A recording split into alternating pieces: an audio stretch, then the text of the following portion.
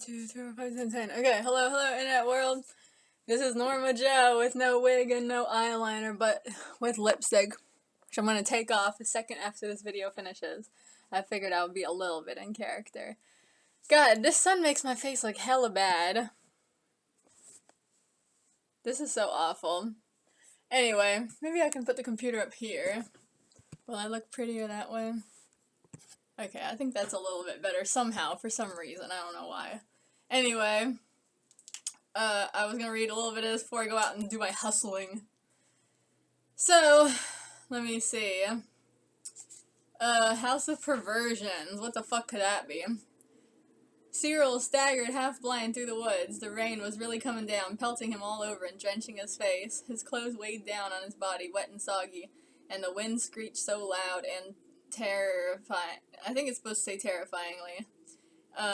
It seemed like the poor trees were on the verge of being ripped out of the ground. Luckily, down here, where Cyril was, the rough gales were broken up by all the tree trunks and bushes. But still, it was a violent and freezing wind, and he wasn't saved from stumbling into deep, muddy water holes halfway up to the knee. Damn, that's deep.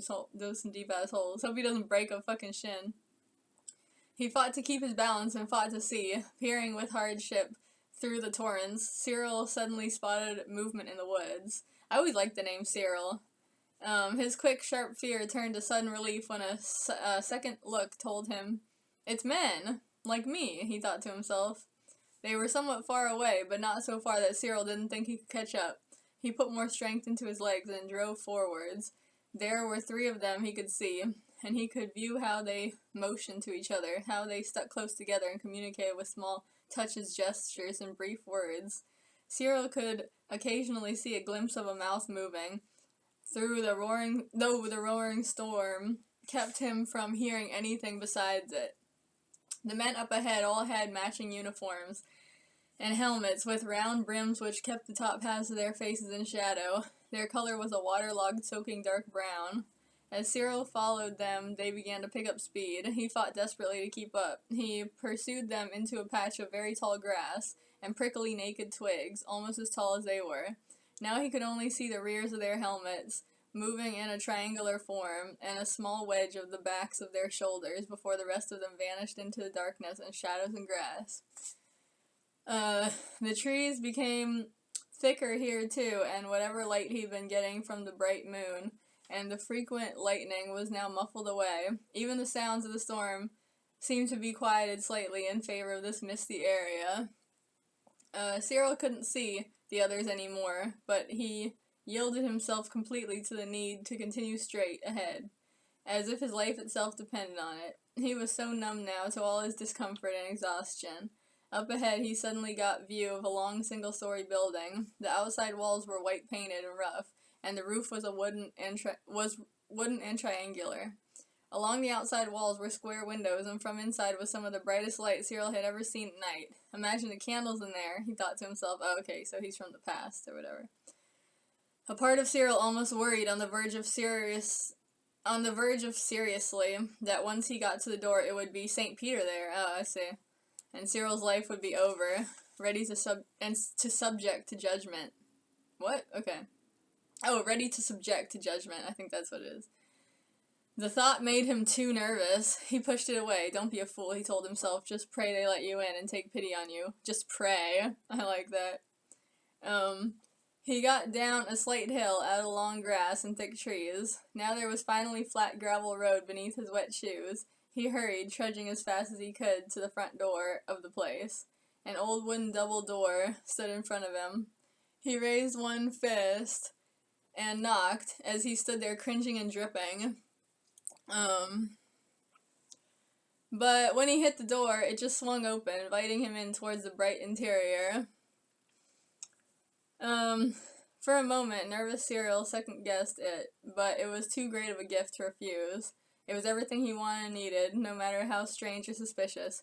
He slipped inside, but after testing the strange lock, he made sure the door stayed unlocked, just in case those soldiers were still out there or anyone else needing shelter, just like him.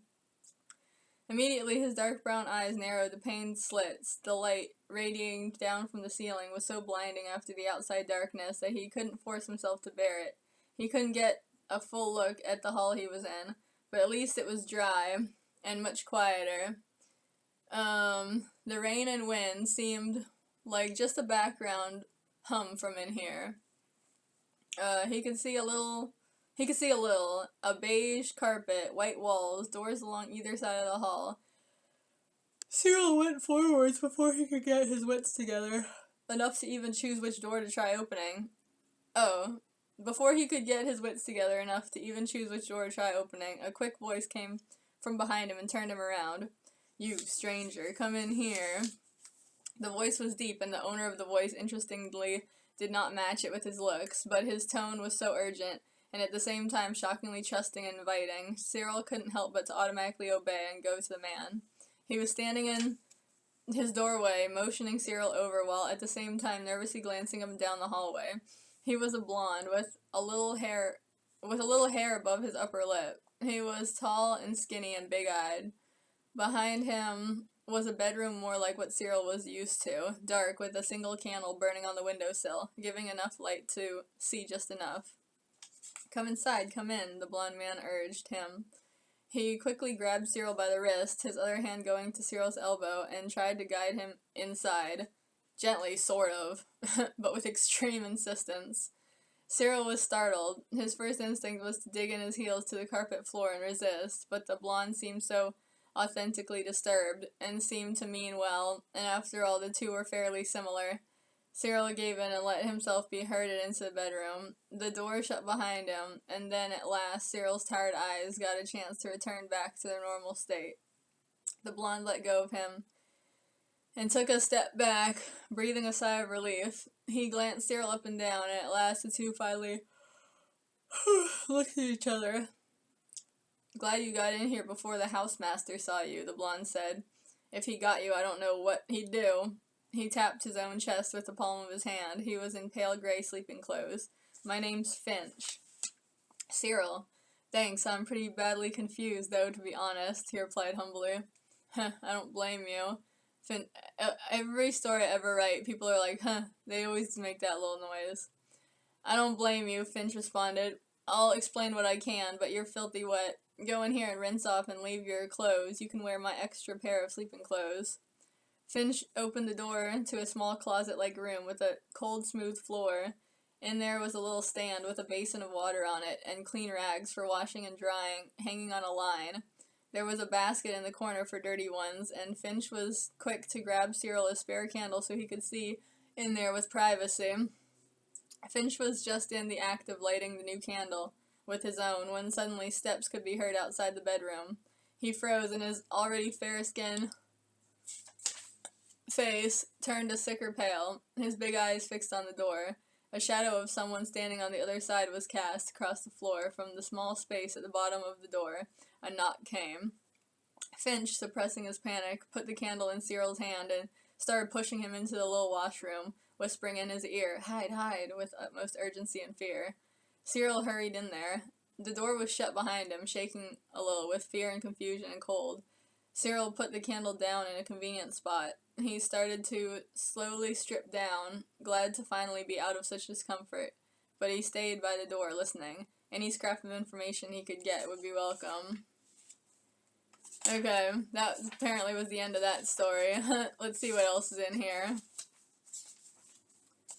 All this is fucking Five Nights at Freddy's bullshit. I really thought I could crack the puzzle. So many people have tried. It's a fun puzzle, to try, but, there's honestly, no answer. It was slightly past 10 at night, according to the ticking clock on the wall. The farmhouse was quiet and still, with one— oh, here we go with the farmhouse again. So remember King Farm? This is, basically, the same as that shit. Or similar, Okay, where was it? The farmhouse was quiet and still, with one living room window open slightly, enough to let fresh air circle in the warm night. The crickets could be heard in the grass outside. Dee was sitting on the couch, a blanket draped over it, reading a book by the light of a lamp standing beside her. Then there was a sound so soft, like the coo of a dove, that she ignored it. A movement just as small from the corner of her eye was what made her look up. Then, to her mild surprise, she saw Chip standing in the doorless doorway which connected the living room and kitchen. He was standing with his back leaned against the frame. His chin was tucked in, eyes mostly closed and facing the floor. "What did you do, Chip? Looked pretty guilty like that." His arms were crossed with hands on the edges of his t-shirt sleeves. Not like he was angry, like he was cold, even though the night was warm enough that Dee wore a simple dress and bare legs. She closed her book slowly and looked at him. Then it says Chapter 1. It was a sunny day. The warm rays illuminated every stretch of the green fields except for the shady shadows under trees and structures. Socks woke up abruptly. He rolled over in the grass. A bumblebee fumbled past him in the air, going from one little white daisy to another. He hadn't realized he fell asleep. Now he blinked his heavy eyes, willing them to see clearly again. He rubbed his rough knuckles against his numb lips, his numb and fuzzy jaw. Looking upwards and ahead, before he had fully raised himself on hands and knees, he saw Peanut Butter some 100 or so yards away. I realized Peanut Butter is actually kind of a popular name for, like, aliases and fictional characters, which is kind of funny, because there's Peanut Butter Gamer from YouTube, and then there's, like, Mr. Peanut Butter from a horse show. And I just, yeah, I don't know. I feel like there's multiples. On top of the rickety watchtower that Bea and Van had built with the help of a few others, Socks also had lended his hand to helping to build a few watchtowers and forts. But not that one. That one was built before he arrived. Had arrived, I guess. He lifted himself up straight on his feet. He was gritty and his skin felt salty with sweat, but the feeling had mostly returned to his body. He didn't feel wobbly on his legs. Crossing the field somewhat swiftly, he arrived at the base of the watchtower. "Hey, Peanut," he called upwards. He could see that Peanut Butter was intently fixed on something in the distance. His back was straight as a rail, and his line of sight unwavered, pointing, as was his nature. "What do you see?" Socks called. But he didn't really need a response. All he had to do was draw an imaginary line from the tip of Peanut Butter's nose out towards the hills. Then he could see a dark human shape silhouetted against the sunlight. No details could be seen, though. Socks gripped a skinny ladder, made sure the narrow boards could handle his weight, and climbed upwards. The tower was tall. Socks kept his belly close to the ladder and climbed fast, not daring to look out. He climbed up through the opening in the platform floor, and standing himself up, he joined Peanut Butter at the side. "Who is that?" Trying to squint out some details, Socks noticed then that a pair of binoculars was hanging by a strap around Peanut Butter's neck. "Can I borrow those?" "Huh?" At last, Peanut Butter sensed Socks' presence and turned towards him. He seemed to come a little out of his trance. "Huh? Oh yeah." He took the binoculars off, handing them over casually. Socks put them on and took a look. "Any idea who it is?" Socks asked. Peanut Butter shook his head. "No, never seen him before. Besides, he's all covered up." Socks could see through the lenses what Peanut Butter meant. Out there on the gentle slope of the grassy hill, the stranger was blanketed with cloth, a long jacket shifting a little in the breeze, and pants hid the body. Then there were boots and thick gloves, even though one hand was in the jacket pocket. Is it still a hot day? Because that sucks wearing all those fucking clothes.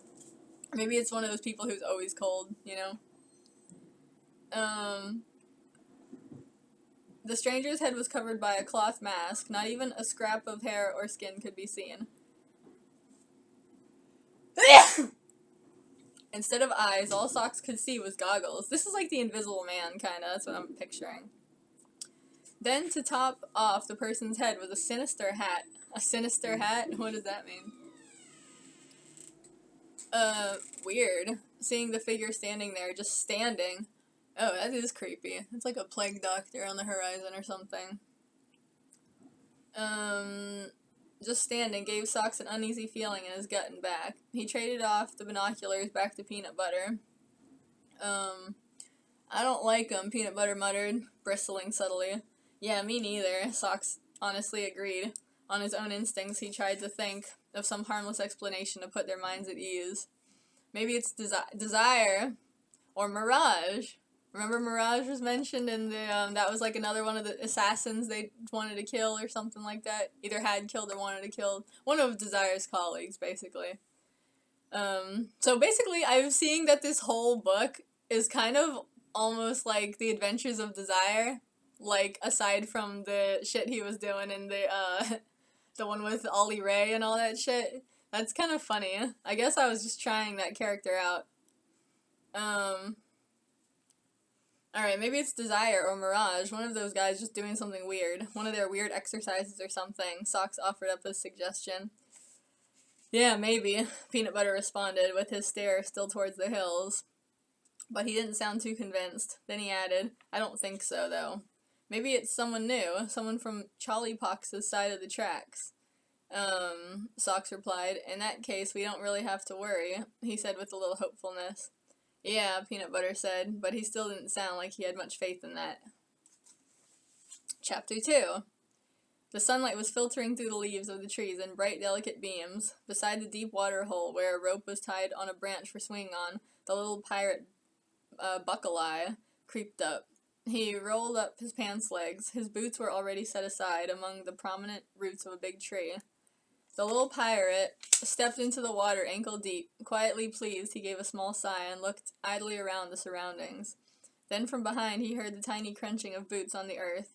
Buckle-Eye concealed the smallest hint of a wry corner smile and pretended he didn't notice. He put his bony shoulders back and relaxed himself, gazing into the water at a group of minnows. From behind, then. Suddenly, an arm came around Buckle-Eye, snagging him around the chest in playful roughness. Come here, you son of a bitch. Hoof's husky growl. Oh, I guess that was supposed to be husky. Come here, you son of a bitch. Hoof's husky growl brought pleasure to Buckle-Eye's ears. Fighting back the urge to chuckle. Why, just chuckle. Buckle-Eye twisted himself around like a cat and bumped his cheek against Hoof's in affection. His big eyes, another big-eyed person, sturdy body, and attractive stubble. Oh, I guess that's in the eyes of the guy. Lit up the little pirate with animal magnetism. Wait. Okay.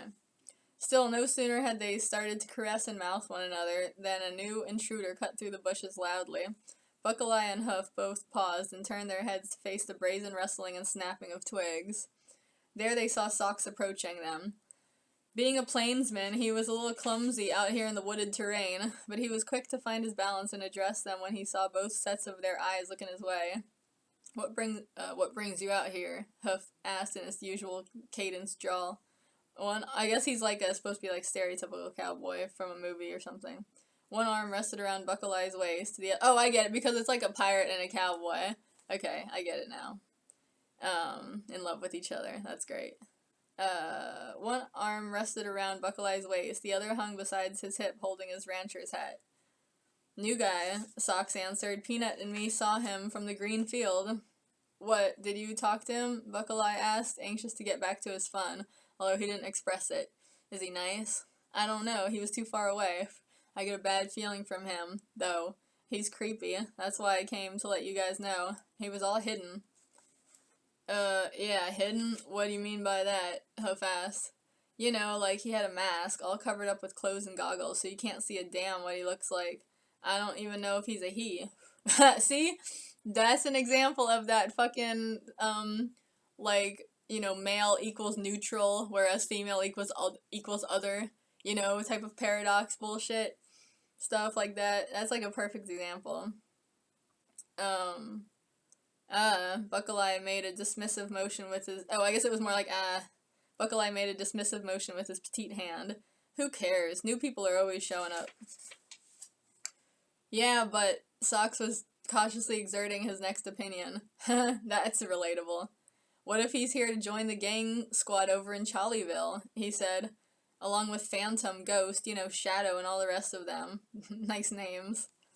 What if he's like that? As bad as Desire? Oh, so Desire is bad. And well, I guess he was fucking chasing the kid around with a knife. Socks could tell he'd gone too far, when even before his final statement, the other two started to grumble and roll their eyes elsewhere. They would hear no more from him. It would take a lot to be as bad as Desire, so I doubt it. But even if they did try and raid us again, we're ready now. They wouldn't win against all of us, said Buckle-Eye. Socks thought to himself, I doubt that. One of them can take out 10 of us. Oh shit. Or even more. They're barely human. But he didn't say that out loud. Oh my god, 10 seconds. Alright, fine, socks back down. I'll leave you guys alone, but now you know. Right, thanks for telling us, Huff replied, but he didn't really sound thankful. Perfect timing, alright. Until next time.